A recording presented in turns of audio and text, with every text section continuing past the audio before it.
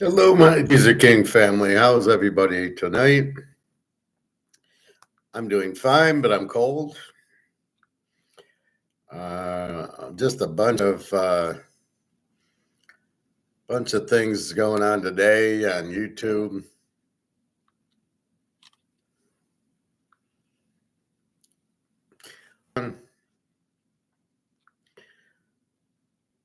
On gold, on silver, the same old questions. Nobody seems to get it. Oh, is silver price fixed?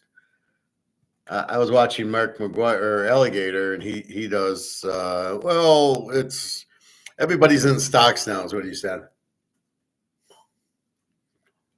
I mean, I'm rolling my eyes, going, "This guy's got really stupid." I understand you.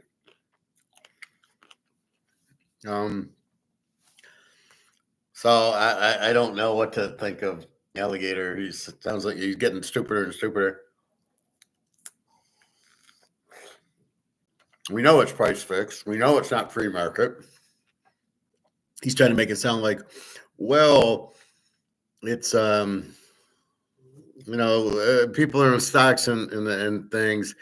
They're not in gold. Well, they're in gold, but it's price fixed by J.P. Morgan. And then later on in the interview, he says, "Yeah, it is priced by the Chinese and J.P. Morgan," which is what I've always thought. Somebody's keeping the price down so they can buy it.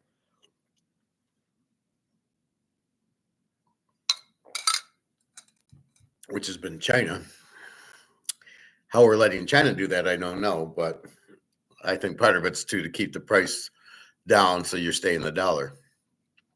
So let's look at gold, 27.55.70, up $12. It got up to 62.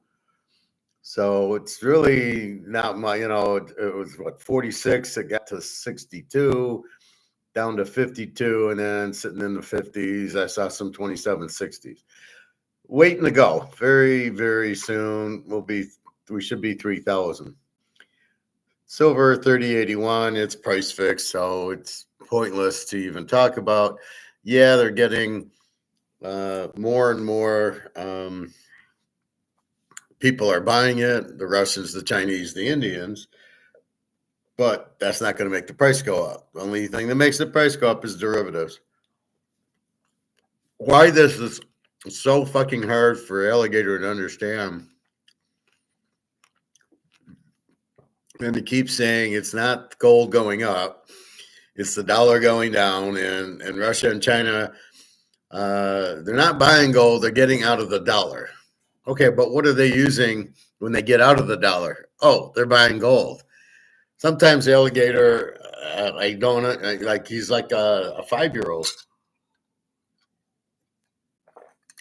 They're not buying gold. What do? We get out of the dollar to buy gold.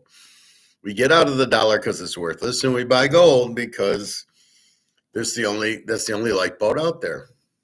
Why is that such a hard concept? I don't know. It doesn't seem to be that hard of a concept. So I don't know. It just is, and I'll play. He does have a good thing on Bitcoin where he says it's absolutely retarded that people are actually buying Bitcoin because it isn't real, which is what I say. That's clearly a Ponzi scheme, and I don't know who's paying $100,000 for a coin of something that isn't real. Just amazing. People are just stupid, I guess. Well, how many people lost in Madoff? So I don't know. You've got the bullion banks all shorting silver.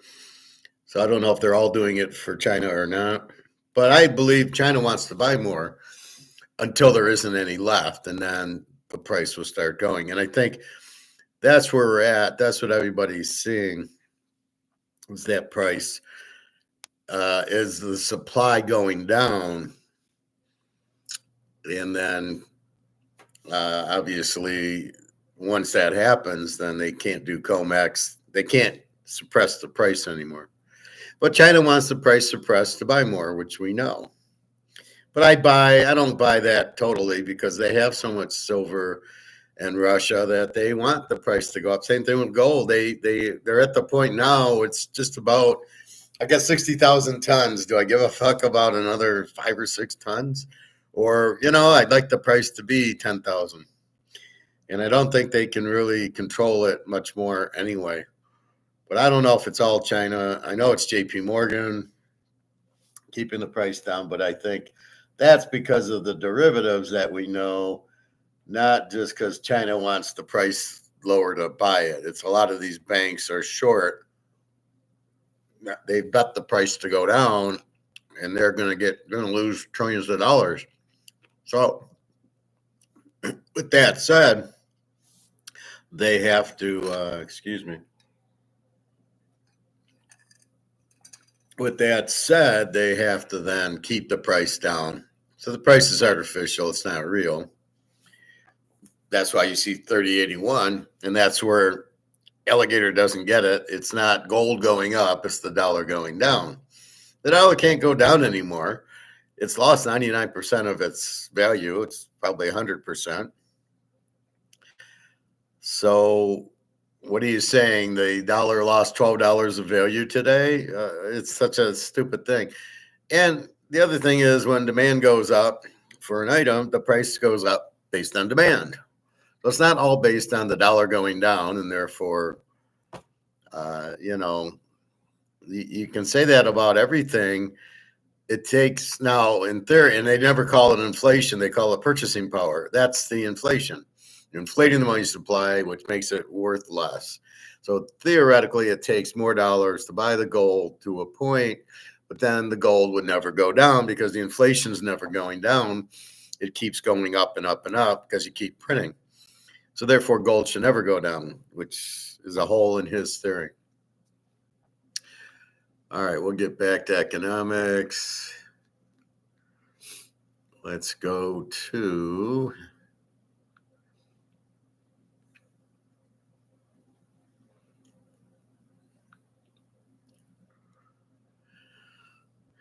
let's go to NFL. Well, let's go to NFL weather first. So we're down to 2 games. We've got Washington at Philly, 41 degrees. Wow. 7-mile-an-hour winds. Well, that's probably better for Washington. They like to throw the ball. Philly just wants to run Barkley. So I think that helps Washington. And then Kansas City, Buffalo, 32 degrees. No wind. There's no wind at either game. And a slight chance of rain, which, let's see what it really says. Partly cloudy with a low around 21. So I don't know what that means because you're telling me it's 32 with a chance of rain. So it's either 32 or 21. Doesn't matter. So that's your weather. Let's go into injuries. So the line is Philly is 6.5, 47.5. That hasn't moved. Washington's the B team with the 23 defense. And Daniels, Philadelphia is the A team with an 18 defense. And Hurts. Hurts has a hurt knee. He'll probably play, but he's hurt. He's not going to be as mobile. And the Rams sacked him like 7 times. I would say Washington's going to get at him too. There'll be a lot of running with Barkley. But I think Washington's going to key on Barkley and say Hurts beat us, which he can't. It's like saying Lamar beat us, and he can't do it. So Philly here, I haven't done a score. Let's do a score. Let's think outside the box here.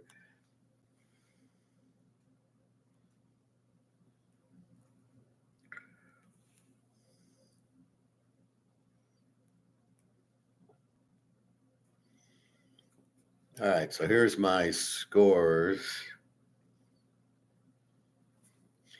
I got Washington winning 34-30. I think it'll be high scoring, because that's what Washington is. I made the comment if they beat Detroit, they would win the Super Bowl, and they beat Detroit bad. And I don't see Philly beating them without Hurts. I don't see Washington beating them with Hurts. The key is their defense. But they played about a month ago, and Washington won 35-34, something like that, with four turnovers or 5 turnovers in the game, and they still won. So Washington's is too explosive. I think they win at Philly. I mean, you won at Detroit, so let's look at they beat Philly, then they beat Atlanta to get into the playoffs. In the playoffs, they go to Tampa, which was playing very good, shut them down pretty good, and then go to Detroit, and they didn't really shut them down. Detroit shut themselves down because Jared Goff's a choke. And they still put up 45 on Detroit. So I think they get into the 30s. I think Philly will be able to score some on Washington. They don't have that great of a defense. Like as I said, Detroit got 31 on them and should have had more. He threw an interception in the end zone. He fumbled at the 10. So they had a lot of bad plays. But that's Jared Goff. He's a choke. Why do you think that the Rams got rid of him, right? So, with that said, I think Washington wins the game. The other game, 2 A teams, 22 defense, Buffalo, 18 KC. KC has the better defense. They're at home. Allen against Mahomes. Washington is now 13-2 as a road dog and 17-2 in a teaser. Philly is 14-3 as a home favorite. Buffalo is a road dog. I don't think it's a home dog. They were 6-1 as a road dog, so they're 7-1 as a road dog. They're 16-3 in a teaser, and KC is now 8-1 as a home favorite, 15-3 as a home favorite.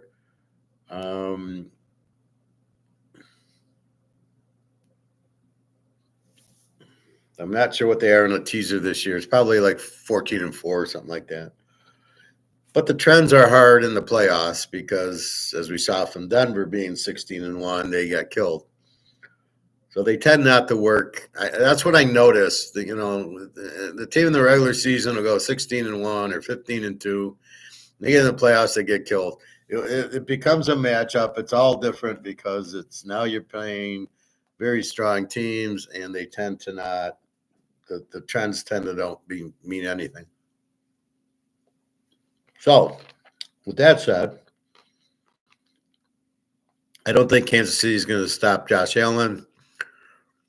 He's too strong to run the ball, especially if they get close, 3rd and 2s in the goal line. He's going to score. So, with that said, they're going to put up points. Kansas City, they have Pacheco, they have Hunt, they have Kelsey. And so the key really is when they get into the red zone, can they score touchdowns? So you need good running for that. Barkley, you got Daniels can do it on his own. Buffalo, you've got Allen and Kansas City, Pacheco, and Kelsey on the quick passes, finds a way to get open. So I think they'll score. Buffalo's a very explosive type of team. And both these teams are pretty explosive. So Mahomes, you think's more explosive, but he's not. He's controlling. As I said yesterday, they control the game, right? They're gonna first down you. I'll hit Kelsey on 3rd and 6. He's wide open for some reason, and I think that's what ends up happening. Is they possess the ball, but then they score touchdowns. And then you get the ball. Now the pressure's on. You got to match them, but they got a killer defense. And so you throw a pick. Then they kind of methodically march down and score again. So they're very adept at scoring. They're very adept. They don't go out 3-and-out. Mahomes is too smart for that. He reads the defenses. When you got a guy like Kelsey, he finds the weak spot. So maybe once, maybe at the most twice a game, they go 3-and-out. So they're going to constantly be moving, putting points on the board. Buffalo is very explosive, as we see. Josh Allen, 3rd-and-1s, 3rd-and-2s, he's going to pick it up. So it becomes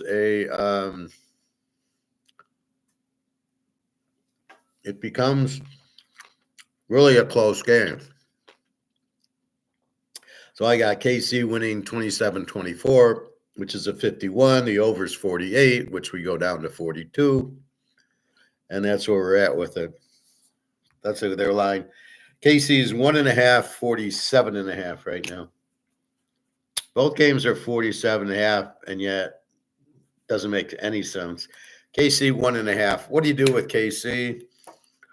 Do you trust Buffalo as the dog? I relate this to the Joe Burrow game where I took Joe Burrow as the dog every time, like I take Mahomes as the dog every time. Do I take Josh Allen as the dog every time? No. I don't know if I trust Josh Allen like I trust Mahomes and Burrow. I'm showing trust in Daniels. They're going to score. They're not going to get blown out. They're going to score. And Philly, with Barkley, they're not going to, they can put 8 men in the box, and then he ain't running anywhere. So, he seems to get this late fourth quarter touchdown. But anyway, I think this is going to be a close game. I think Buffalo, it's weird because it's such a low spread, 1.5. I could take KC in 4.5, and I got Mahomes plus 4.5 at home. I could take Buffalo in 7.5. And again, I got 27-24, so I could probably go either way. It's, do I want Mahomes in 4.5? Hell yes. Do I want Allen in 7.5? Not as hell yes, but, I think the way he's playing, it could be. I don't see them getting blown out. They handled Baltimore. Now, I made a comment last week, and the comment was the 74 Oakland-Miami game, the game of hands, right? The sea of hands. And I said that both teams were so emotional that when the game was over, the winner had to play the Steelers. And this is their first Super Bowl, the Steelers.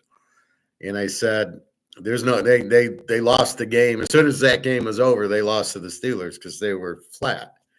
That's what happens when you play a big game. So enter in Buffalo, Baltimore. The winner, Buffalo, will be a little flatter this week. They were at home. It was a big game. They had a big lead and then held on. They started playing conservative, but they did win. But it had to be emotional. They were at home. They had to prove we're not chokes. Baltimore is now we are. Lamar is a choke. We all know that. But Josh Allen beat him. So how flat will Buffalo be in this game? That's the real question. And I don't think he will be that flat. I think Kansas City is going to win because they had to play Baltimore. There's something, but I just think that they will not be flat in this game like the 74 Raiders were. I mean, they had beaten Miami, but it was the way they beat them with the Stabler falling down, and he throws it to Charles Smith, and I think Charles Smith, and he catches the ball in between 5 guys, and they win the game, and they beat the three-peating Dolphins, right? So it was a huge win. I don't think this was a huge win beating Baltimore. It was a satisfying win, but I didn't get that they were all emotional like it was a Miami game. So a little bit of flat. KC had a laugher with Houston. So I got KC winning 27-24. I think that's about right. We get into the 50s. Look at the weather last week. it was 0 or 5 or 10 below in Buffalo. They still put up 52 points, 27-25. Amazing. Without thinking, I just put basically the same score up. To 27-24, 27-25 last week. So they put up 27 on Baltimore. They'll put up in the 20s against Kansas City. Similar defense. Kansas City's a little bit better. Better coach, Spagnolia. Andy Reid's a much better coach than Harbaugh. And you got Mahomes, who's much better than the MVP Lamar. Give me a fucking break. So we have that. So looking at a very close game, and it to get to 41.5 is a 24-20 game. And I don't see how we don't get there. They're not going to stop Mahomes, and really they're not going to stop Allen. He can run too much. They seem to get guys open. Cook's running the ball well. Allen runs it. I've always thought Allen was going to get injured with all the running and thought he shouldn't run. And now he's running, he's not getting hurt, which is amazing. But he's got a pretty good arm. He's getting better than he was. Before he couldn't read a blitz. Now he's getting better as far as reading it, I suppose. A big win beating Baltimore. I don't know if they can beat KC psychologically. You got to really go into KC, and you got Mahomes, and it's just tough. Beating Montana, the only team that could really do it, and it wasn't the 85 Bears, it was the Giants. What was it, the 87 Giants? When they went to the Super Bowl, it was Lawrence Taylor in that Jim Burt game when he knocked him out. You put a big pass rush on, and that's it. Do either teams. We know KC will blitz a lot. We know Philly will blitz a lot. Washington blitzed a lot. I think they all blitz. I think you have to. You have to rush the quarterback into making decisions. When you let Lamar just sit there, you got to be out of your mind. Or we'll put a spy on him. Putting a spy on Lamar is the stupidest thing I've ever seen, because as Lamar starts getting speed up, he can fake you out. But if you get him in the pocket and then take him out, well, he can't get his speed going. And that's how you beat Lamar. You blitz him. You don't spy him. That's just incredibly stupid. So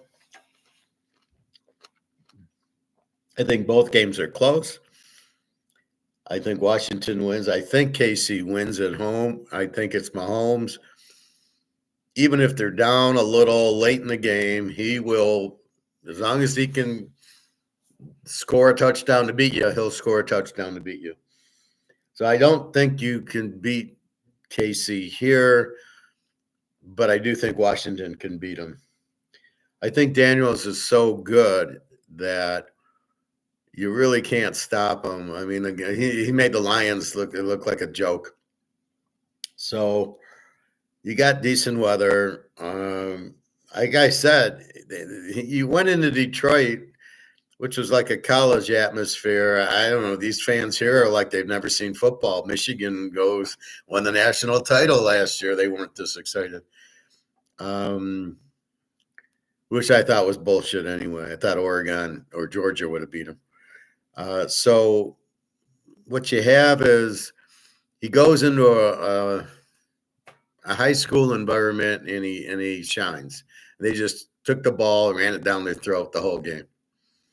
And I think he'll do that in Philadelphia. In fact, he's already done that in Philadelphia. They're hot. They've won the last 3 on the road, and beat Atlanta to win. So I think their defense is getting a little better. Their play calling's very strong. So I think Washington can win. I think Buffalo can win, but I think KC does win. I just think that at the end of the day, there's a reason Mahomes wins all these Super Bowls, and it's got nothing to do with Andy Reid. So Mahomes is the difference. He's better than Allen.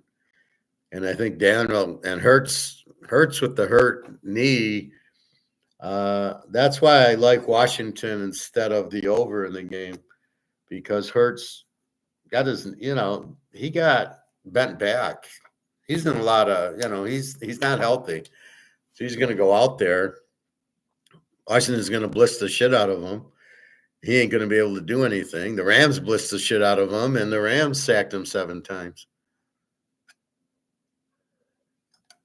Problem with the Rams is they got down so far that by the time they started waking up, it was they were down 20 points. Washington's not going to get Washington will grab the lead, and then it's going to be an explosive game. So anyway, liking Washington. Hurts is injured, and he'll play injured, but he's not good if he's healthy, right? And then Buffalo KC. I think this is a classic. This should go down to the wire. I don't think either team will get blown out here. I think you can tease either team. If you prefer Buffalo in 7.5, I think that's a winner. If you prefer KC in 4.5, I think that's a winner. And I think you can get over only 41, 24-20. I mean, 24-18 is a 42. So I don't see how we don't get both teams in the 20s here. I'll be shocked. So there you go. That's my analysis. Washington 34, Philly 30, and KC 27-24. I finally watched the Ohio State game. I think it was yesterday. And, you watch them against Notre Dame, and you really go, how did they lose to Michigan? They shouldn't have been in the playoff because they lost to Michigan, and they had 2 losses. They didn't deserve it. Penn State didn't deserve it. SMU didn't deserve it. The whole playoff was an absolute joke. Oregon plays Ohio State. It should have been Oregon and Georgia in the championship game, but Georgia lost their quarterback, which is ironic. And now he's transferring out. He's in the transfer portal. He's the starting quarterback at Georgia. I guess the other guy beat him out, maybe. But it just doesn't make sense that Beck would be transferring out of Georgia. So you just shake your head. How did Ohio State lose to Michigan? Because they didn't play like that. They didn't open it up and throw all around. Michigan didn't have their best cornerback or their tight end, who's All-American, and they lost to Michigan. I mean, it's almost like, okay, how fixed was that game? I mean, Day can't win a big game. Now he beats Oregon, and then he beats Notre Dame to win it. And you're just shaking your head going, what the fuck? What's going on with Ohio State? I thought they scored at the end to cover the spread, but they really didn't. They were up 8, so they did need the field goal. So I did notice that. I thought their defense, Riley Leonard, ran pretty good. Notre Dame was a decent team, wasn't a Georgia team or an Alabama team that we're used to. I thought it was very, first of all, it's on ESPN, so I couldn't watch any of it. That's why I watch it on YouTube. Secondly, I thought it was very bad teams. I thought the whole Ohio State playing Oregon should have been the final. Oregon should have gotten SMU or Boise or one of those teams in the first round, and then into the second round played Penn State or somebody, which they already killed. But I didn't get Ohio State playing them in the first round. I didn't get anything of that playoff. I thought it was terrible. Anyway, coaching moves. So the Lions coaches are gone, and they'll take their assistants with them. So Ben Johnson goes to the Bears. Good luck with Caleb.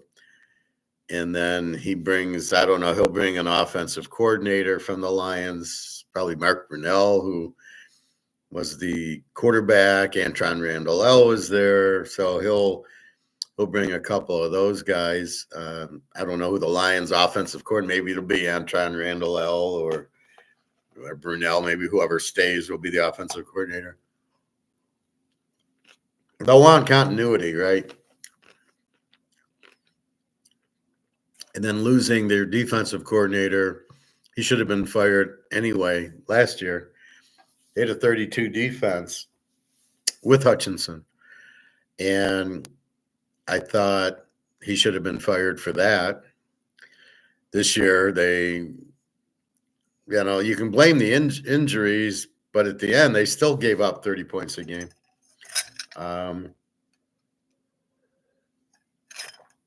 Everybody gets injured. It's a bad excuse. It's the type of game it is. Everybody gets injured, so you need to have a good system and good backups, which they didn't. And this is the problem when you pay Jared Goff $50 million a year, who's a backup quarterback, and then you pay St. Thomas another $30 million, and you're playing your right tackle with $20 million, and at the end of the day, when the defense starts getting injured, you can't sign anybody. You don't have any money. You basically run out of money. And that's what the Lions did. So they are wasting money on a $20 million right tackle. He's a good player. Nobody pays that for a right tackle. You pay it for the left tackle. You cannot pay your lineman that kind of money. And then you have St. Thomas, who's a decent receiver, but you can't pay him that kind of money. And then you're paying Goff way too much money. Goff's not worth it. So you're overvaluing Goff and your right tackle, and even St. Thomas. You can't. The problem is you need to have backups because there will be injuries, and they were totally in over their heads. Too many Alabama guys on defense. The cornerback zero is terrible. Gets pass interference every game. Their safeties are okay. The other cornerback, terrible. The linebackers are weak. The lineman is just Hutchinson, and he gets hurt, and you're not prepared. You don't have another one. You must assume that everybody will be injured, and you're not prepared for it. So, do you think KC doesn't have injuries and Buffalo doesn't have injuries? Sure they do. Nobody goes through clean. Now, I would also check on the turf and on the conditioning coach to figure out why everybody's getting hurt, because it's abnormal over everybody else. I mean, guys making tackles and they come up and they're hurt.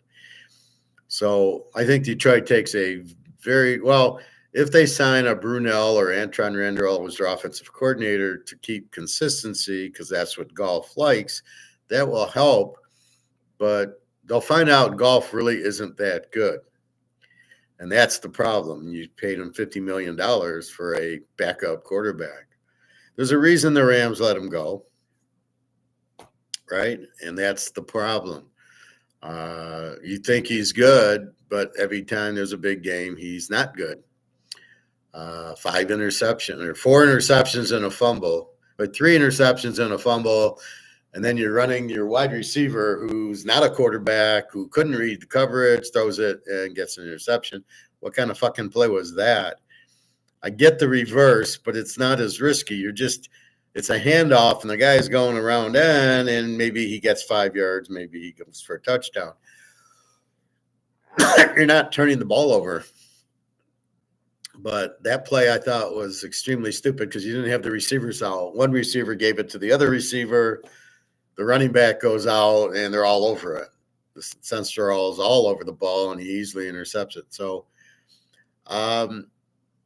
if it's a foreign offensive coordinator, not Rantan, if he goes to Chicago with Mark Brunell, who I never thought was a good quarterback or a good coach, and this Johnson guy, then the Lions, if they go to a different type of offensive coordinator, Goff will show he sucks. If he couldn't do well with Sean McVay, what's he going to do with somebody new? Defensively, they'll suck because they can't get any worse because this defensive coordinator was terrible. I don't know what the Jets are thinking. They're going to be terrible next year. You got Aaron Rodgers. You're bringing in this guy. What are you thinking? So this guy's not a very good defensive coordinator. So we'll see. Saleh couldn't do much with the Jets. I don't know what this guy's going to do. Another guy who's never been a head coach. And looking at these other teams who need head coaches, they'll be one and dones. There's no good head coach out there. They're trying to get coordinators. It just doesn't work. You've got to get a guy out of college. Try that. I mean, I know they tried Urban Meyer and they tried Lincoln Riley. Won't do good. He's not doing good at USC. A guy like Jimmy Johnson, who's a good coach. I wouldn't take Sarkisian. He's a choke. Or this Ohio State coach. But I don't know. It's getting so raw where these coaches are so bad now in college. Very difficult. But that's what I'm looking at. So we will see. And then we'll talk after they hire them. And they'll probably be all zeros and Z's, Z grades. So that's football. Again, we've got the championship games and then Super Bowl in 2 weeks. I think Washington wins it all. It wouldn't surprise me. I think Mahomes is the best quarterback, but Daniels is 1B.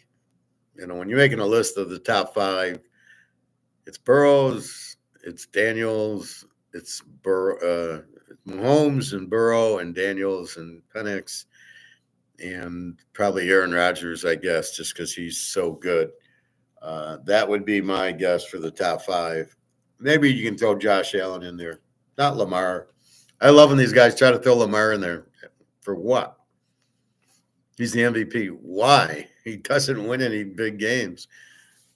So anyway, that's that.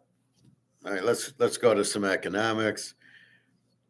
Everybody's missing the point of they really don't understand inflation. It's not prices, and yet well, inflation's down in Peru or Argentina or something. I was listening to that Argentina guy at lunch at Davos, the Hitler of Switzerland, and they're talking about him.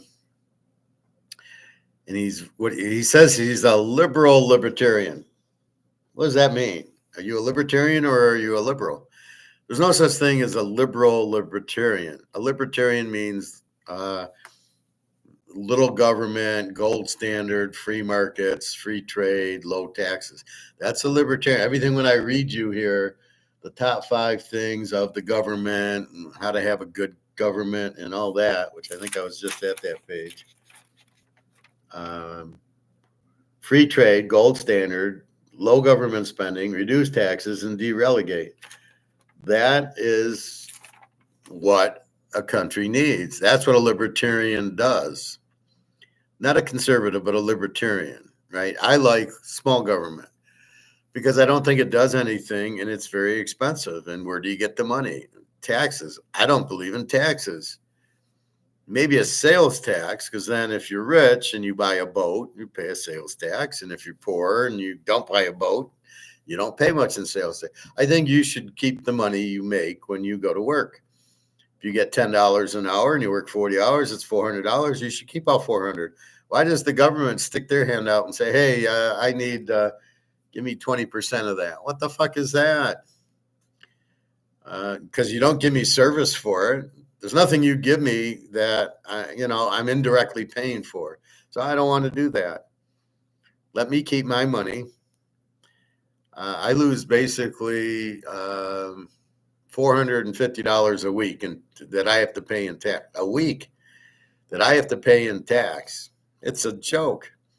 For what? What service are you giving me? Maybe now you're plowing the roads, which I would gladly pay for directly with if it was a private company.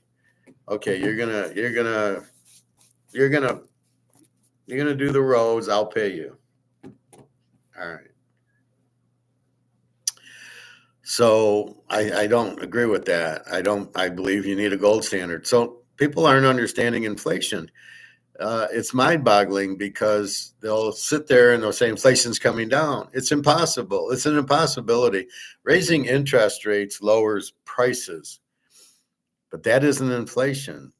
That's an effect of the inflation. You need more money to buy steaks, right? That's what steaks. That's what alligator's trying to say. It's not the price of steak going up, it's the dollar's worth less. But he doesn't clarify by saying, so you need more dollars to buy the steak. So what he's trying to say is you need more dollars to buy the gold. It really isn't the gold price going up, it's the dollar going down. But what he doesn't understand is it's both. It is demand. Demand can drive a price up, even though the dollar is losing value. That's part of it. But in this case, it's also the demand for the gold is raising the price, and it's being kept down, which is atrocious, the price fixing going on, but nobody seems to care. This is the problem, right? And so, whenever, if you hear 2%, 3% inflation, it's a fucking lie. You can't measure it because it's the price, it's the money supply going up, making the money worth less. So how do you come up with 2%? Well, that's the prices were only 2% of the ones we counted. We didn't count every price. Certain prices can go up. Certain prices due to competition can. Certain prices go up. People don't buy the product. And so therefore they got to lower the price. So you can't use prices as a way to measure inflation. And when you say it's 2%, that's bullshit. So if somebody says it's 2%, just roll your eyes and go, no, it's impossible. And it can never come down because you've printed the money. So if you printed 160 trillion like the US has, unless it goes down to 150 trillion, no, the inflation isn't going down. The money supply has not gone down. So that's a big thing there. So inflation does not go down. What ends up happening, like in Germany, they came out with a new currency. They went from the Reichsmark to the Deutschmark. That's how they got rid of their hyperinflation. They got rid of that dollar where the confidence was lost into a new dollar and a new Deutsche Bank, and that lasted a few years. And then Hitler went after the gold because he was broke. But it doesn't get any better if the dollar is not backed by gold because there is no value on the dollar. The value of the dollar is the gold backing it or the silver. All right. So I want to show you a good part for alligator. And then I got some from Andrew Schreckman.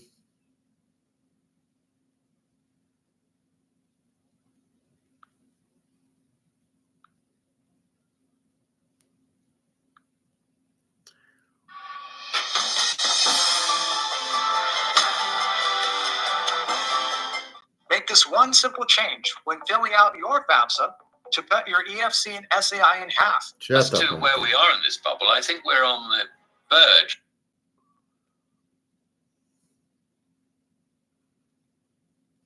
They're chasing the Magnificent Seven, the big tech stocks. Mark McGuire, on a momentum basis, not on a value basis. I mean, if value came into it, you'd be selling Tesla, for example, because Donald Trump's turned around and said, I don't go for this climate change rubbish. We're withdrawing from the Paris Agreement. Furthermore, we're going to hit China with tariffs. Where are Tesla made? A lot of them are made in China. That market there is diminishing. That's a stock that should be sold under any normal value judgment. But instead, it's at an all-time high. I think it will be sold. Of course it will.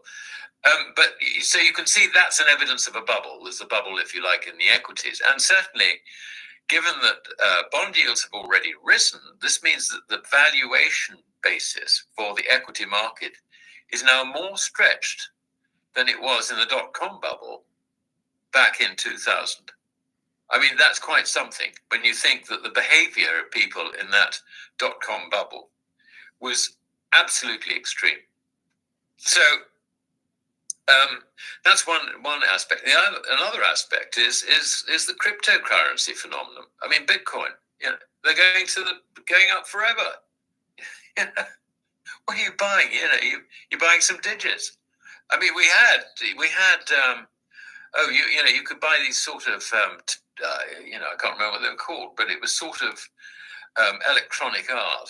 It wasn't even that. I can't remember what they called them, but people were paying silly money for nothing, and that's a sign of excess credit. And this is why you have inflation in the system.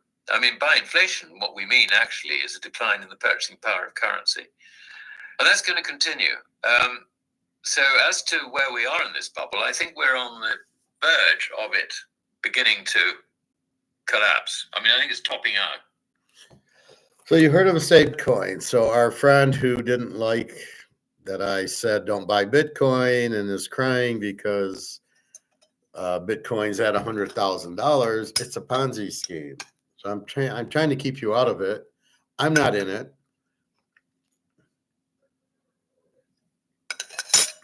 Look, what I do is I tell you what I'm in, because I know what's good and what's bad. Right? You don't want to be in stocks, take your money out of the bank, and you don't want to be in Bitcoin.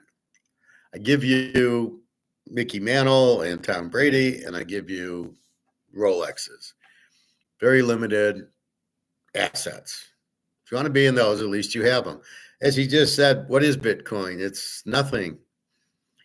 People are investing in it because they got nothing better to do, or they're trying to make quick money, or it's a momentum play. They don't know why, but where's the value coming from? It's like anything else. There's no value in this because it's not backed by anything. It's monopoly money, and I tell you that.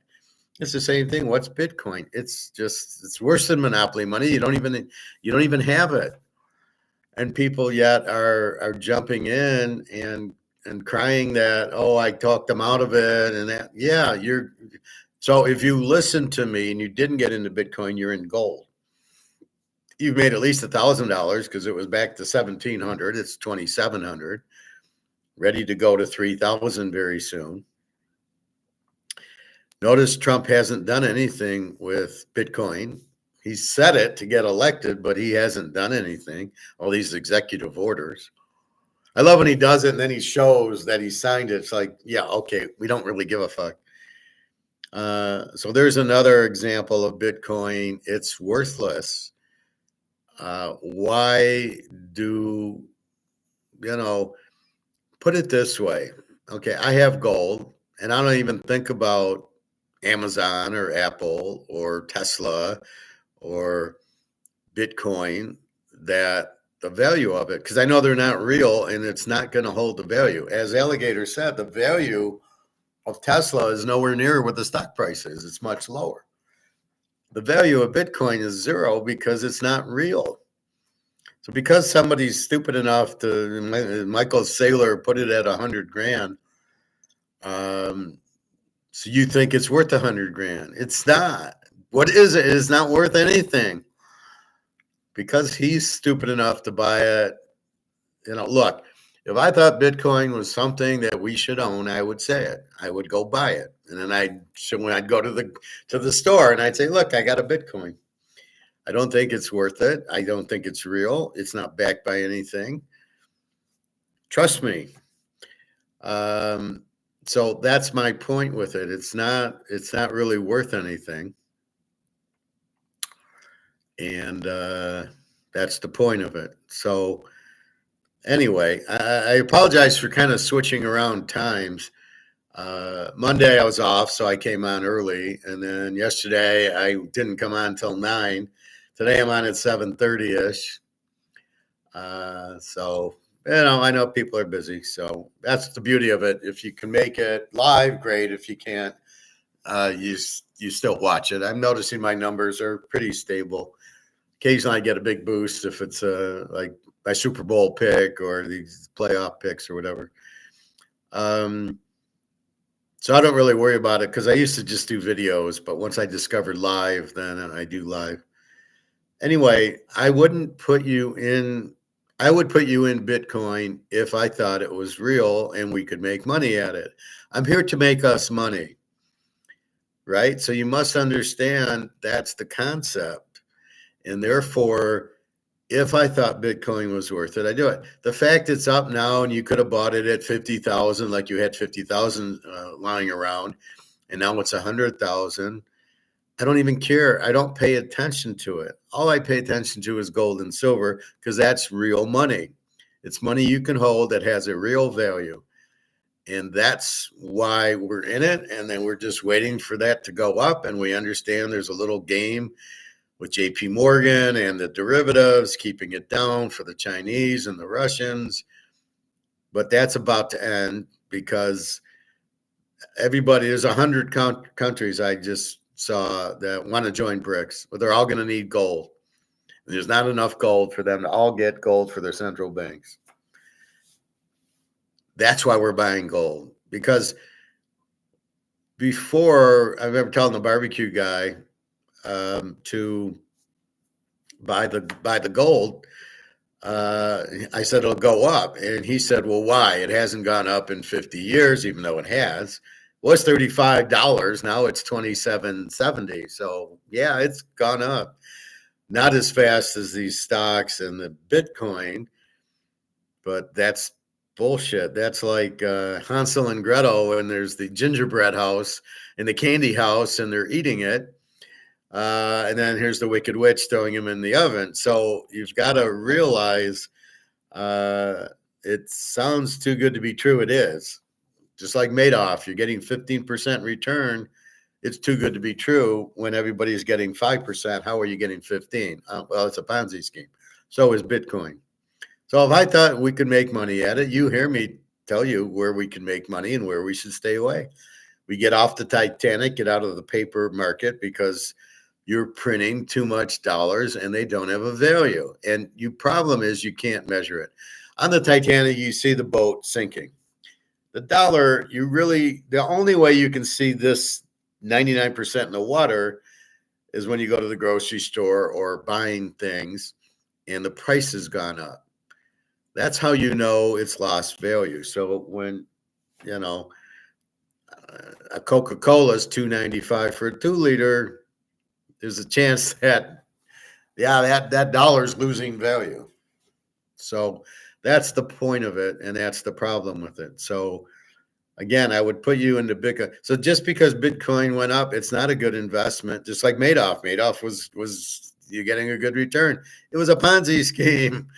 At the end of the day, is it real and is it good? And it wasn't. And the same thing with Bitcoin. It's not good. If it was, I'd be in it, but it's not real. It's not backed by anything. When the dollar goes out, it'll go to zero, and the dollar's going out. See, gold will have a value all its own, right? I can buy a house with gold. I can't buy a house with Bitcoin because, first of all, the guy needs to be able to accept the Bitcoin. So if I had, if I was going to sell my Mantle card or my Montana rookie, let's say it's worth $100,000. Let's say it's a PSA 10. I got to get it graded. I wouldn't take a Bitcoin for it. I would take gold for it. And in fact, if I got it and I sold it for $100,000, I'd run to the gold store and buy like 45 ounces of gold with that. But that would be, I would never take Bitcoin for anything. And the thing is, I don't have a wallet. I don't have a setup. I would be afraid to move it into my bank because the bank will just take it and they won't give it back. Or if they do, if I wanted to buy gold, I'd have to go to the gold store and use my debit card. Okay, like $100,000, but you wouldn't take. You need a check or something. So that's the difference. But if you don't get my concept of what I'm doing here, I don't know how else to explain it. You can't get mad about Bitcoin because it's going up, or Apple. When I tell you to get out of the stock market and get out of Bitcoin, it's because they're going to crash. I'm protecting you. But you see the price go up and you think, would you have sold it? No, you wouldn't have sold it. If you're going to sell it, you would have sold it at 70, 80,000. At what point do you sell it? Well, it's at 100. I'll sell it at $1 million. I was watching some video, some idiot. Oh, it's going to keep going up. Yeah, no. So the key argument to all of this is the dollar losing value because it's printed, and that's what inflation is. So the whole key to everything I'm saying is that the dollar has no value. That's what I'm saying. The inflation is killing the dollar, and therefore everything priced in dollars will go out. That's the concept and the what do you call it? That's my thesis here. Right? Everything's in dollars, but the dollar doesn't have value. So your stocks are going to go down, your house is going to go down, your car is going to go down. Anything priced in dollars is going to go down, your Bitcoin. Now, yes, your Rolex and your Mano card will go to zero in dollars, as will everything else. But then they'll come back in a gold. If they go to a gold-backed currency, then the Rolex will be $1,000 gold money will buy you a $100,000 Rolex watch, or the Mano card, or the Montana card. Those will be replaced in gold as long as there's demand for it. You go to the grocery store, you'll just need silver. And you can probably use the ounce of silver, and they'll have change. They'll have, halves, quarters, nickel, silver to give you change.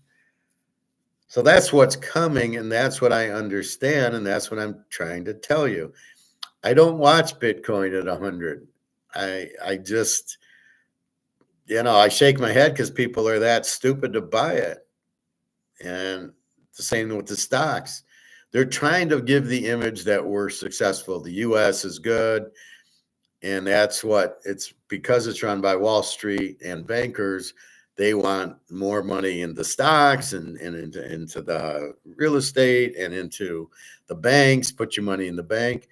Why do you put your money in the bank in the first place? You got 100 grand. Why do you keep it in the bank?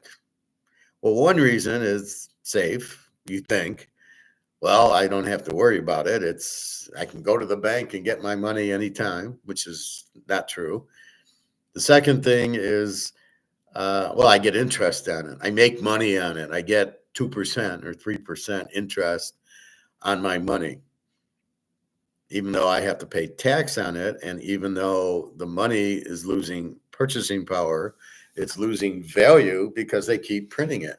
So your $100,000 in the bank, if you leave it there for a year, is going to be worth maybe 90,000, but it'll still say 100. In your interest, you get to pay tax on it. So what's the fun of that?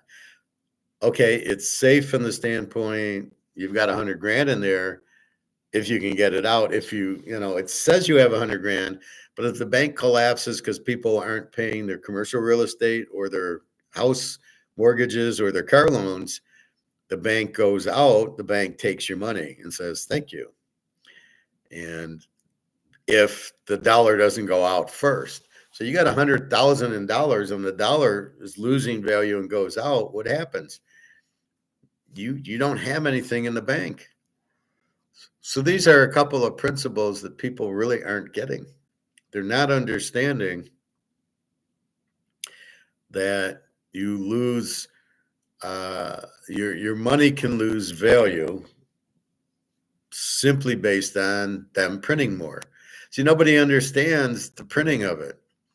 Nobody gets when they print $1 trillion to pay the interest that it devalues the money.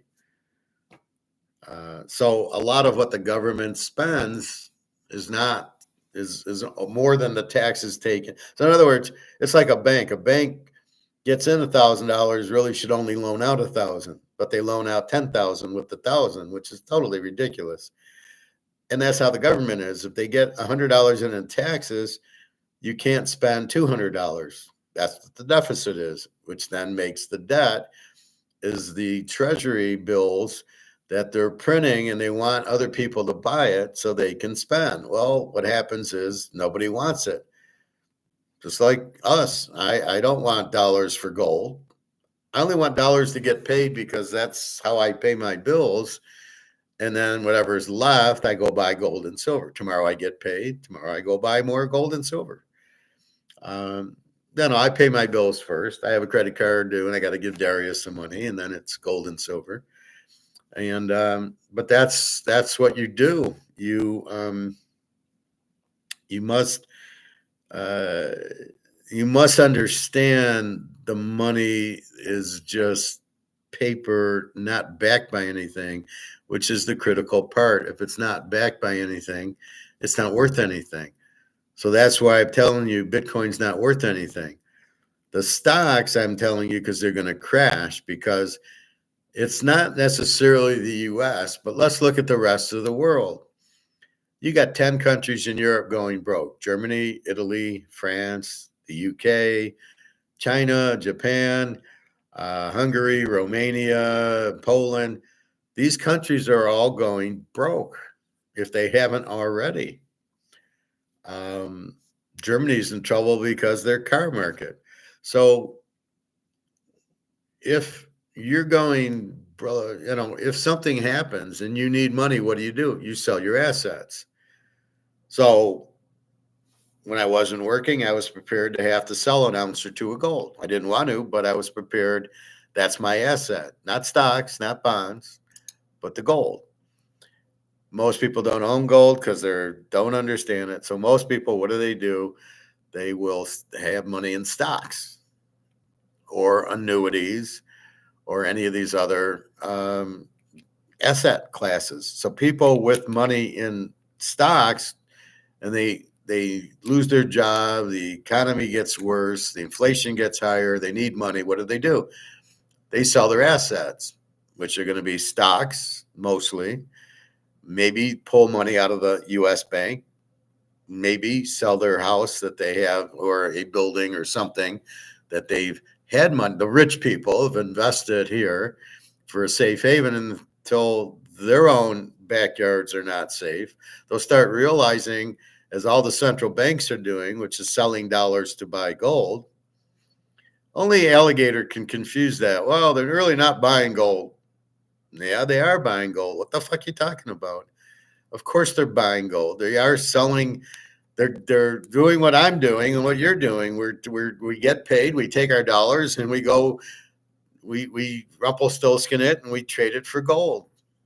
I'd rather have gold than the dollar. That's so. I don't know why he has such a hard time with that too. Oh, they're getting out of dollars. Yeah, and they're buying gold with it. Like, what a fucking idiot that guy is sometimes. And I'm watching, like, he's doing it with a straight face. I go, you look like an idiot. So keep that in mind. And so they'll need money, and they're going to sell their assets, and most of their assets are in the US, in the stock market, in the housing market, in banks. Credit Suisse went broke because the Saudi prince took $10 billion out of the Credit Suisse bank.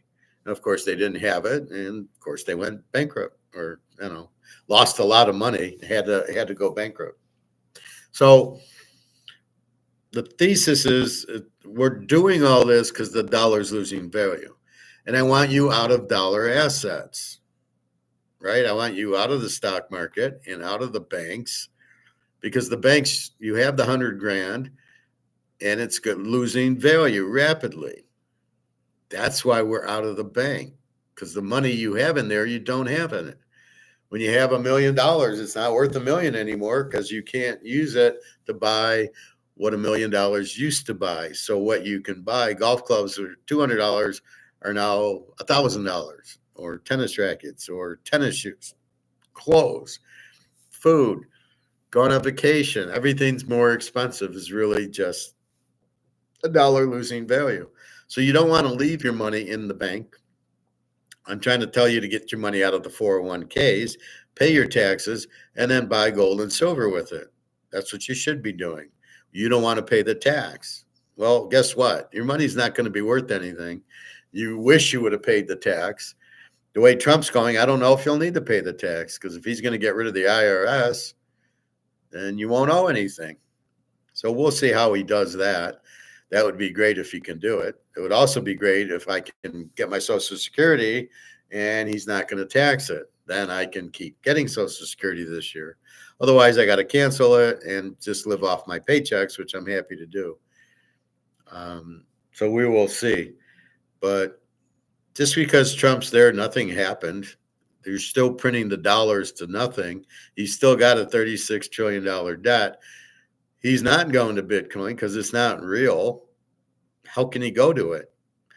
And what's already printed is that other people's Bitcoin, not the government's. It's not a government, it's not money, and it's not the government's money. So there's nothing he can really do with it.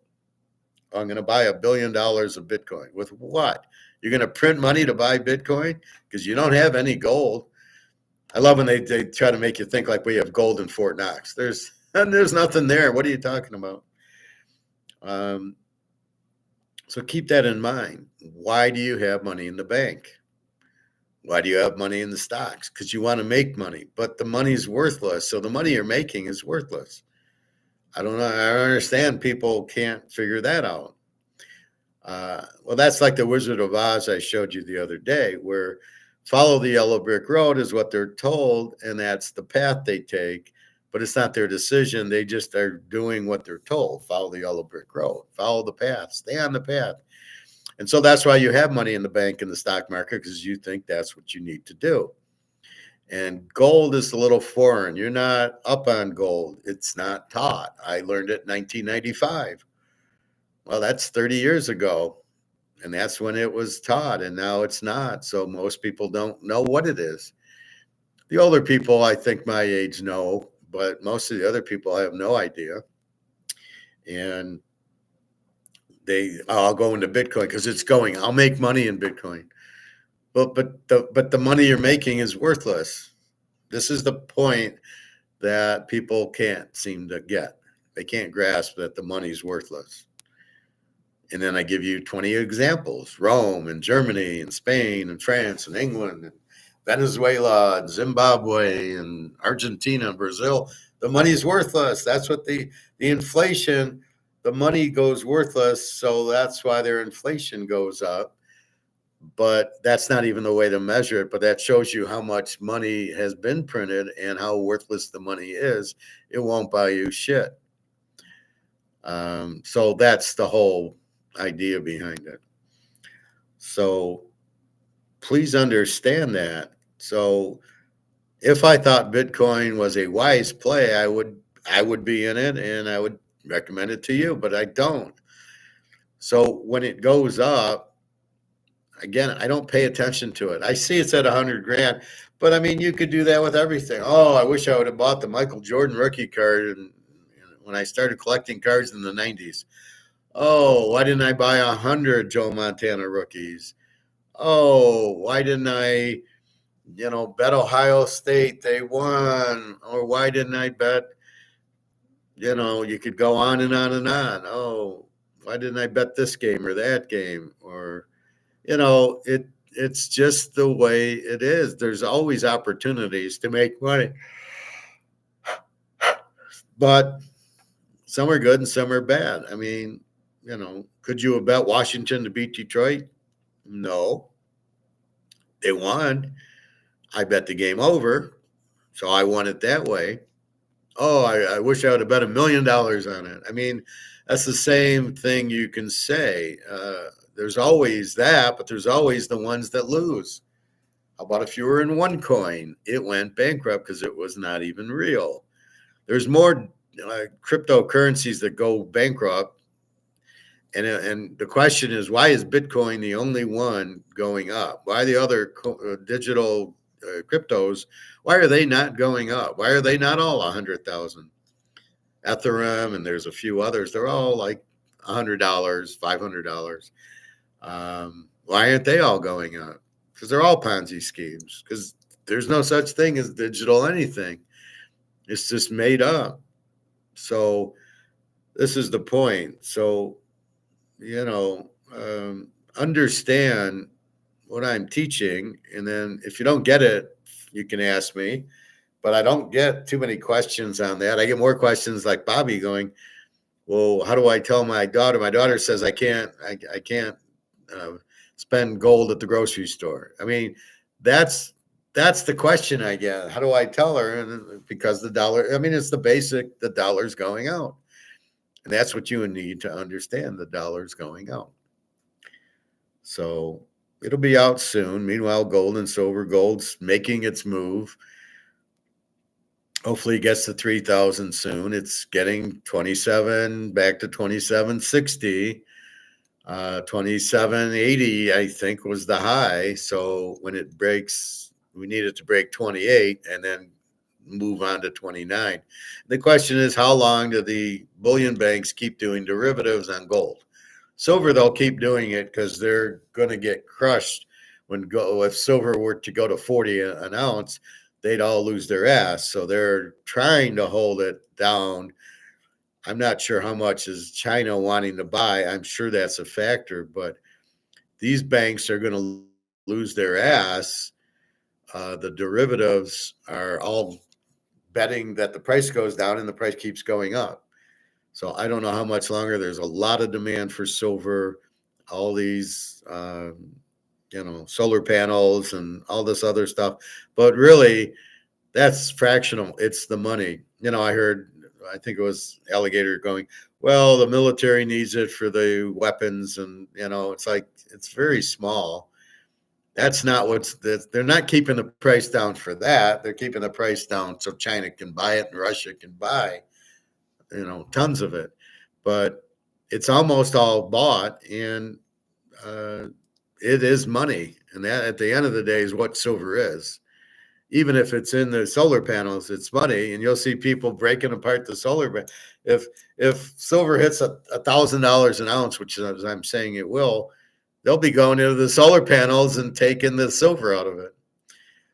So that's very minor. It's because of the bullion banks going to lose their ass if it goes up because they're shorting it. Why they're shorting it, I don't know.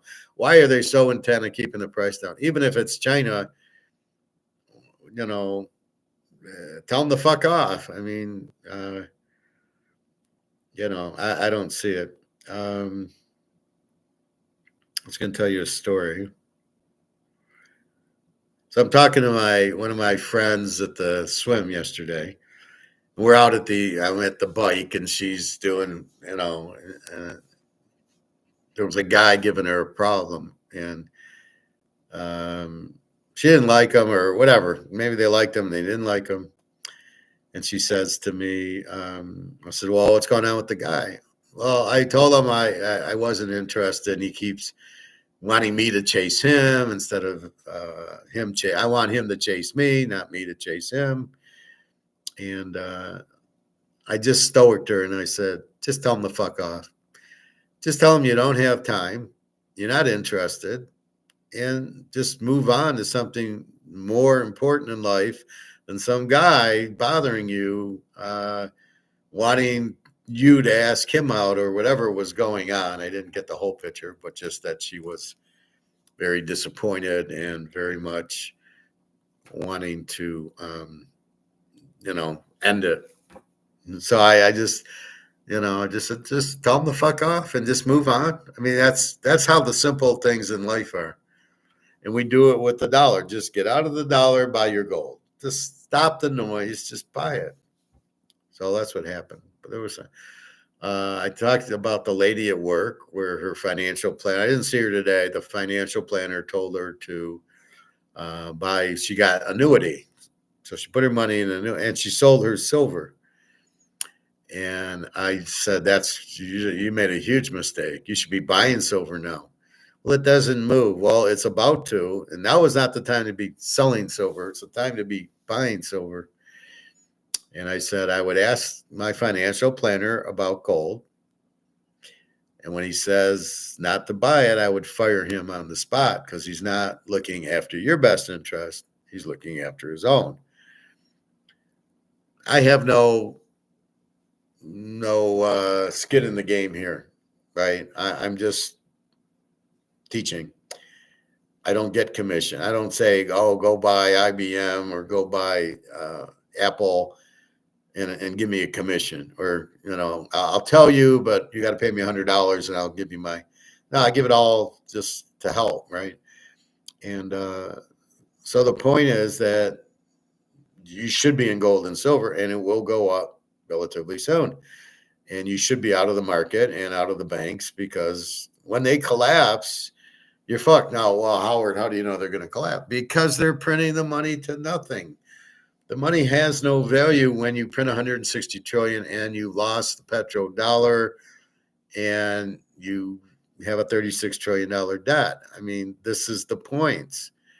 These are the arguments. So why would the dollar survive? You can't have a $36 trillion debt and think your money is worth anything. So that's really the point of it. So I told her, next time I see her, I told her, fire the guy. He's not looking out for your best interest. So why do you want to take his advice? So I'm curious the next time. I thought there was something else I was going to say. Let me think. Not really. So me and Dario look at the Russian rate every day, the Russian bank rate. So if I give her $100, what do you get? And today it went down to 95, but the FX rate went down to 98. So it was 110 the 3rd or 4th of January. Then it slowly went down, and now it's under 100. And why the fluctuation? And then the Russian banks went down from 99 to 95, which makes sense. So there is a little correlation. They see what it is, and they're not going to give you more. So if it's 100, they're not going to give you 102. They'll give you 98 and now to 96. So we'll see what that happens. But anyway, so keep that in mind. So be careful with financial planning. You want to get out of the money.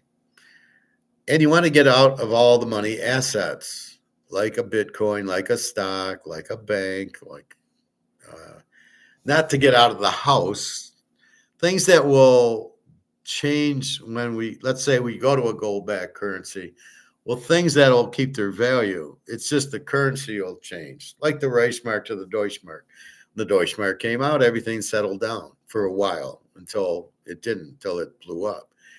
And that's what you're going to do with the new dollar. Now, if it's backed by gold, everything is a market, there's demand for it, right? So the Mantle card, there'll still be a demand for Mantle card. Oh, I got to use this dollar instead of that. Oh, and the price changed. Okay. And the Rolex. Now, in Bitcoin's case, I guess they'll revalue it in whatever the new dollar is. They'll have to revalue it. Will it go to zero? It'll go to zero in the dollar. In this, it'll go to zero. What they replace it with, what will that value be for the Bitcoin? I don't know. Is there going to be a demand for it? Because it's going to go to zero in dollars, just like everything else will. But gold doesn't matter because gold is its own money. Gold's the real money. All right, let's go back to a little more Mark McGuire. What will make it collapse is the next rise in bond yields. At the moment, having had a bit of a rise, they're consolidating. Talking about the credit come bubble. back a little bit. They will go higher again, and as they go higher, the whole of the credit, the gigantic credit system, will come under threat. And the first thing we'll see is that there will be a massive bear market in equities. Lots and lots of money will be lost. If you're interested in crypto, then pop quiz, okay? What the easiest, safest, and most reliable way to make... When it comes to the stock market, what do you foresee? Do you see music slowing down in the first half of 2025, or do you see the music stops, like Jeremy This guy sounds like he's Russian. said in the movie Margin Call? I think, I don't know. It's going to slow down very rapidly, that's for sure. I think I wouldn't rule out a crash, because as soon as people begin to realize that interest rates are going to go up, I mean, at the moment, apparently, one further cut is discounted in the Fed funds rate is expected in the market later on this year. I mean, that's changed from 2 in this year. They're now expecting 1 in the third quarter, apparently. That's going to go. That's not going to happen. And when people realize this, and I think probably when you see the 10-year US Treasury yield more than 5%, everybody's going to alarm bells. And I think that's going to start collapsing the equity market. And I think the collapse actually could be very, very quick because everybody is in there. They're in there up to their necks, and more leveraged as well. And of course, the other thing is that all this stuff is the collateral for the banking system. The Fed is going to be in a quandary because under those circumstances, we want to cut interest rates. I mean, every time a bubble has sort of started rolling over, the Fed has cut. But this time it can't. It's not going to succeed. I mean, if it cuts interest rates, the initial consequence may not be fully understood by people. But the effect on the purchasing power of the currency will be anticipated by gold. That is for sure. Gold will, measured in any currency terms, go far higher. But actually what's happening is it's not gold going up, it's currencies going down. It's gold going up more. And then you will see that, the inflation problem is just getting worse and worse and worse. There will be a shift, I think, out of industrial and tech stocks into mining stocks, and that again, I think, is likely to sort of, if you like, create problems. The move of capital out of equity markets into commodities, if you like, and commodity producers, I think is going to exacerbate the problem. But that's, investment managers are going to realize that under these circumstances, that is the place to be, not in equities. So you could see the switch happening really quite quickly. Yeah, that's what I tell you is you don't want to be in the stock market. The inflation kills all paper. So therefore, you don't want to be in the banks or the stock market.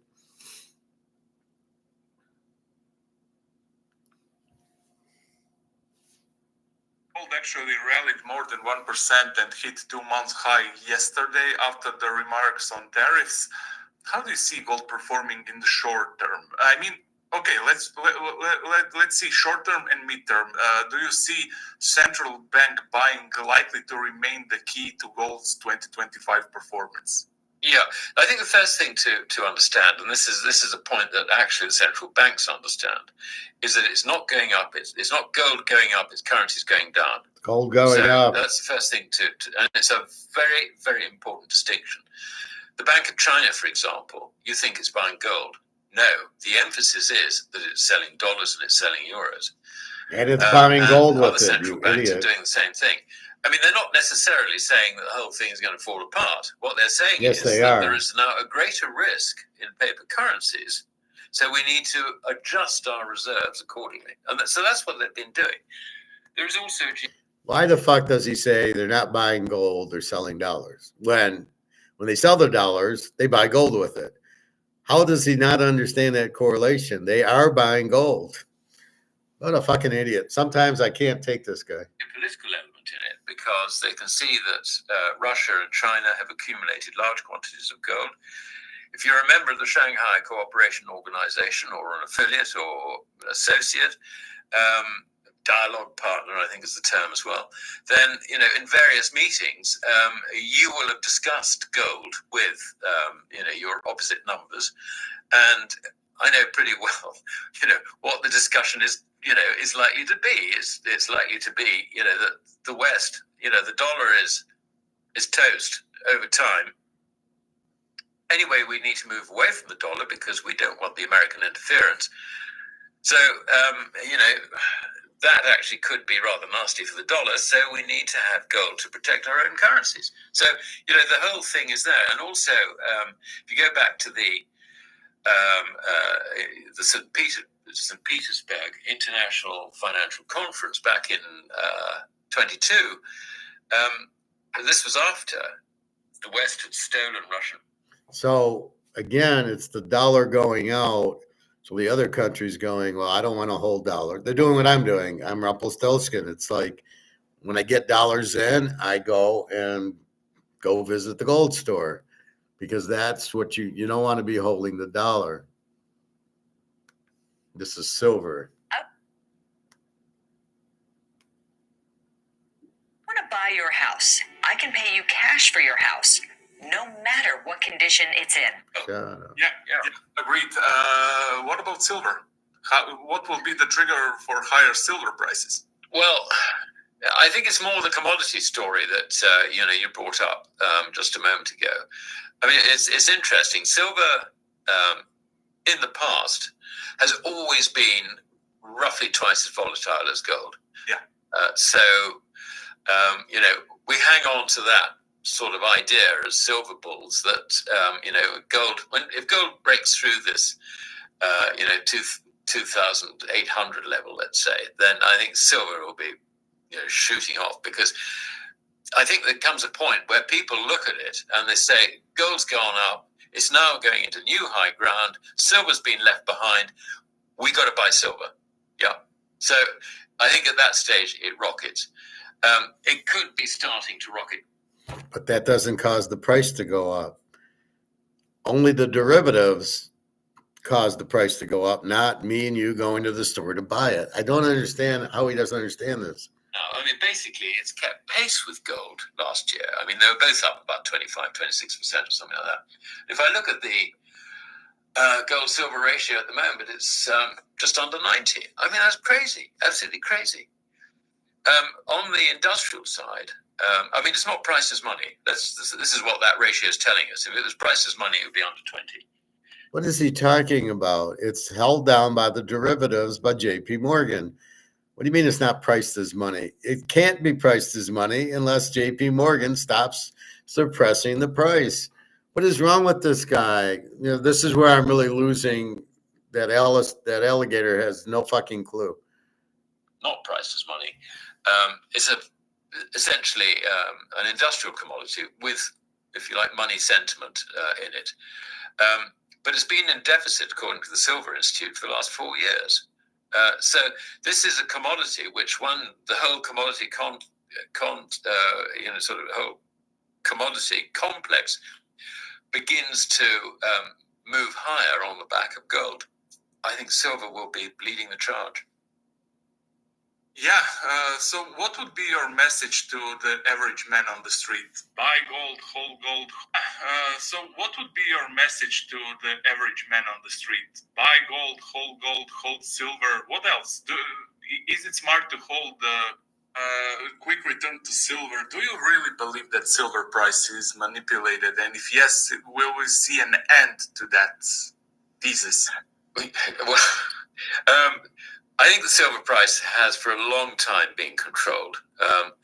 And my suspicion is that it's been controlled by China. Because for China, it's a staple. The bullion banks. Really. Come on, alligator. Also, given the global move towards photovoltaic cells. And of course, India is now getting into the photovoltaic cell manufacturing industry as well. So they're becoming a demand source. And I think that control over the price is actually beginning to be lost by China because of India coming into it. I discovered that this was the way it worked a long time ago because I was speaking at a conference in New York back in about 2010, something like that. And it was attended by a lot of silver mines. And these silver miners are obviously, basically trying to promote their share prices, looking for capital, whatever. And I asked all of them one question, and that is, when you produce your silver, your silver doré, can you walk me through what happens? And they said, well, the first thing is the man from Glencore comes along and he evaluates, he gives a value to the doré. The doré is then shipped off for refining. We don't know where it goes. It doesn't interest us. The point is that we're paid by the bank, introduced by Glencore, and the bank would probably be JP Morgan. Yeah. JP Morgan basically was financing the mines with the collateral being the silver, going to the refiner in China, because refining silver is a dirty job. None of our environmental people want to do this, so China does it. China keeps silver or whatever, and they repay JP Morgan. But in terms of managing the price, JP Morgan, I think, is in league with China in the management of the price on the futures exchange and also in London. So you can see it's a triangle. Yeah, it's a triangle. As far as the mine is concerned, they need upfront payment because they have got costs. They've got to pay their workers and well, if they charge more, they'd have the money for all the equipment and all this sort of stuff. So there's that. That they get up front, and JP Morgan basically gets the business. Glencore also gets obviously fees out of this, and China does the refining. And guess who's got control over the silver? China. Yep. That's it. And it's the function of JP Morgan, if you like, to help manage the price, because the last thing China wants is to see the price rise. So they will feed it. They will feed it. All right, I see. This is I lose him there. China wants the price to go up. I don't know. Alligator. Don't ask me about the timing. You asked me, tell me one of the things you've learned during your life, and I said patience. And I've learned to be patient because I see things inevitably going to happen. They don't happen in the time period you think. As I see it, we are at the end of a major financial era now. I think this is going to end very badly. And whether that takes another 10 years or 5 years or 3 years, we don't know. And I've stopped forecasting time and I've stopped forecasting price. I focus on direction and risk. And that stood me in good stead. So I think if you look at the gold market as an investment market, because that's how the majority of people look at it, we haven't started yet. And as I said, price will move up constantly and strongly over many, many years. It's Tony Robbins. There you go. So that's more normal Egon. Alligator, I don't know what's wrong with him. Let's see.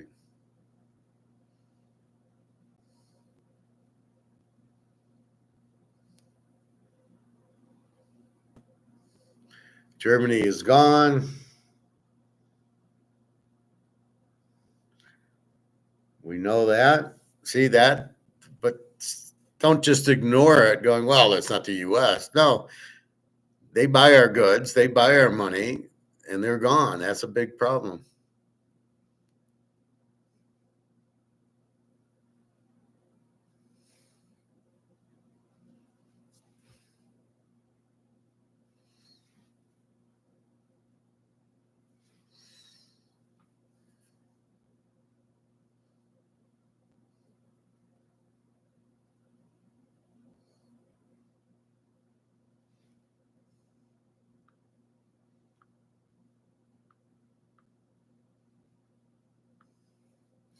There's an Andy Scheckman one I want to share with you.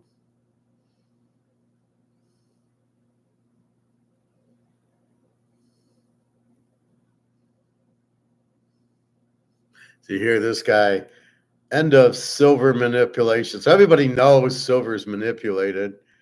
Let's watch Andy Scheckman for a minute.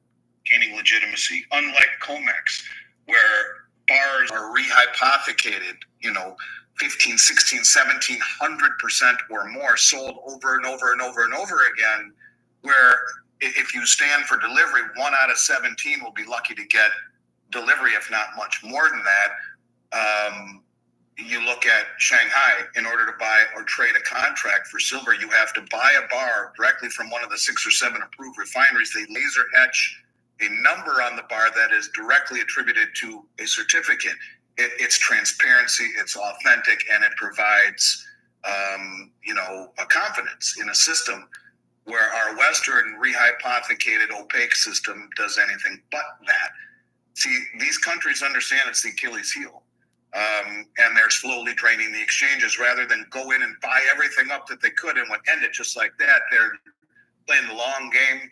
And now that you see Russia jumping into the mix and saying, no, we're going to start to accumulate it for our state, this puts some of these Western banks on notice. Talking about silver. To be naked short to that degree is enough to bring down a bank. And I talk about, Chris Marcus's interview with Bart Chilton, where I think everyone should watch that. Chris Marcus, Arcadia Economics, where, Bart Chilton, the head of the CFTC, admits that when Bear Stearns failed, part of the reason they failed is because of their massive short position in silver, which went from $21 an ounce to $9 an ounce, and they failed. Now, I don't know if that was the primary driver, but Chilton says, look, they called Jamie Dimon into the office and told him he needs to take, this position over. And Jamie said, well, we'll be in violation of position limits. And they said, Bart Chilton said that Hank Paulson and Ben Bernanke said to Jamie, that's okay, get your house in order. Here's a period of time to do so, and all will be good. Fine, he says. Well, at the end of the time period, Bart Chilton went into his supervisor's office, which would be Hank Paulson or Ben Bernanke, and said, look, they're in violation of our agreement. They didn't pare down their position. In fact, they've increased it. They need to be prosecuted. And the answer was, back down, Bart. It's a political decision. Now, he died a week or two later. Was it a man clearing his conscience who knew he was close to death, or was it something more nefarious, or was it just a coincidence? I'm not going to say, but what I am saying is that this was enough to bring down, or partially bring down, a bank like Bear Stearns for being on the wrong side of that trade. And Bart Chilton, the former head of the CFTC, all but admitted that. What does it mean when you have these Western banks massively short, trying to hold down silver with a 4-year-long now structural supply demand imbalance, and then all of that omitting, as we've talked about before, the military's role in all of this? There is no mention of military in the supply demand fundamentals, and yet there's copious amounts of silver in all of these high-tech weapons, as we've talked about before. So yeah, I think it's a massive deal, and in fact, I think it's strategically being done. And I think it should be something that puts these Western banks on notice that this is not a smart thing when you have sovereign nations and sovereign wealth funds that work on behalf of these countries that are using the suppression, jiu-jitsu, if you will, using the leverage of your opponent against them. That's exactly what they're doing. And that's why they're not bitching yet, because they're in the siphoning phase. They'll siphon as much as we can at these stupid prices, because it is a strategic metal and it is not industrial. It is strategic. And if you realize that, yes, it's needed in green and digital and electronics and all that stuff, but it's also needed in a military capacity. And to me, that's why India, China, and Russia, are hell-bent on accumulating it, because it's far more than just industrial. Well, So that's my point with silver. When's it going to go up? You're more worried about when's it going to go up than you are about buying more of it. This is why I say buy more. They're holding the price so you can make a killing. Good enough for Putin and China and India to buy it. Why wouldn't you buy it? So it's not a stock, and it'll move once we blow up Comex. So you've got to understand, as long as Comex is there and they're still doing their shorts and manipulating the price, it's not going to go to $50 an ounce yet. As soon as that happens, it will. It's going to happen relatively soon, but we can't say tomorrow, but it's going to happen. It's not like what Alligator's saying, well, it's if everybody starts buying it. No, it's got nothing to do with that. Its price is based on the derivatives. It's the paper price. There is no physical price. Russia's trying to do it. China's trying to do a physical price on gold and silver and diamonds. So understand that. The bullion banks are all short. They don't want the price to go up. They're going to lose trillions of dollars. That's really what's happening. That's the manipulation. So as he said, what are the central bank? What is the Russia, China, and India doing? They're taking advantage, and they're saying, fine, we'll take the silver. And they're buying it and buying it and buying it until there won't be any more to buy.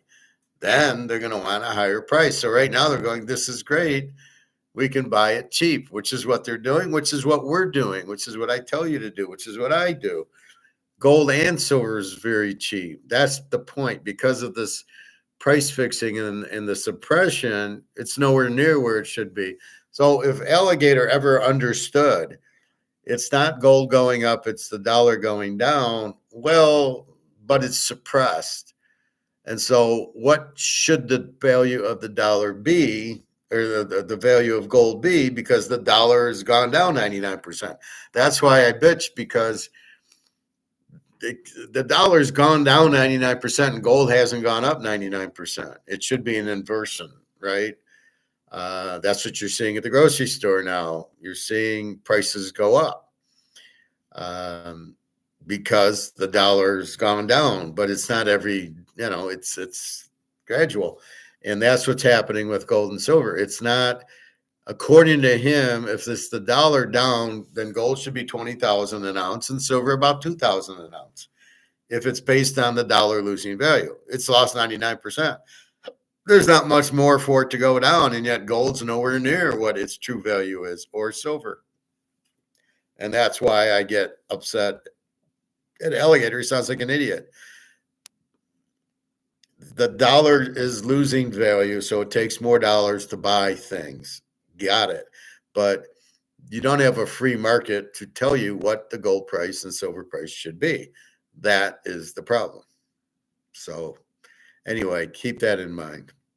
All right, I'm going to end it. I'm a little tired, and we will see. Tomorrow's payday, which means Friday we go banking and we go to buy more gold or silver. Either one. My thought is the money's in the bank. I don't want it in the bank, so I take some of it out. I leave money for bills, and then I go and I put some in my safe, and I got enough in the safe. I might put a little bit more in the safe, like I did a couple weeks ago, and saved it when I got paid last week to get an ounce of gold. Because when I'm getting paid, I get paid weekly, will not buy me an ounce of gold every week. So if I wait, if I combine a couple of weeks, then I can buy the ounce of gold. And so that's where I'm at. So I'll probably stick the money into my safe, holding it, but getting it out of the bank, and then ready to buy gold and silver as soon as I accumulate more, or as soon as we see the dollar going out and they're saying, okay, we got this new gold backed currency. As soon as you see that, then I'll empty my safe and buy gold and silver with it. The key is, how long will the store keep taking the gold and silver? That's really the question. How long will they take the dollar for the gold and silver? I'm worried, but they're too stupid. They don't understand it. So I'm okay, fine. You keep taking the dollar for the gold and silver, and I just kind of laugh like, you guys idiots. See, that's the problem with these gold and silver stores, these jewelry. They don't know what they're doing. They're just looking at it as moving inventory to pay their bills. They don't understand that this is not your normal inventory. This is inventory about to go up 50 times, 100 times, right? Gold will not, you'll never see 2,700 again. It's going up to $5,000 to 10 grand to 20 grand. And same with silver. Oh, Howard, how can you say it's going to go up that much? Well, because once Comex stops suppressing the price and the market starts going, there will be a frenzy to get gold and silver, which will raise the price. And again, that's conservative, 20 grand and 2 grand, very conservative. And again, it's down the road. It's not tomorrow. So keep that in mind too. Hey, Gary, Bitcoin, what about it? What would you like to know? Feel free to ask questions. Bitcoin, I've explained, is really not real, and it's in dollars, and we're trying to get out of dollars into gold and silver, or you can get a Rolex or a Mantle card, but Bitcoin's not real. It has no value. People are willing to pay a lot for it because it's a Ponzi scheme.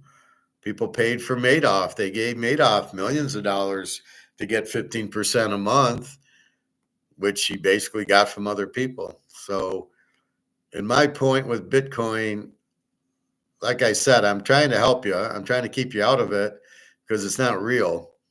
And, again, if you look at all the central banks, Russia, China, BRICS, they're all buying gold and silver. None of them are buying Bitcoin. So if it was really worth something, they would be buying Bitcoin instead of gold and silver. But they know gold and silver you got, Bitcoin you don't have. And therefore, because you can't hold it, you can't put it in the safe, you can't do anything with it.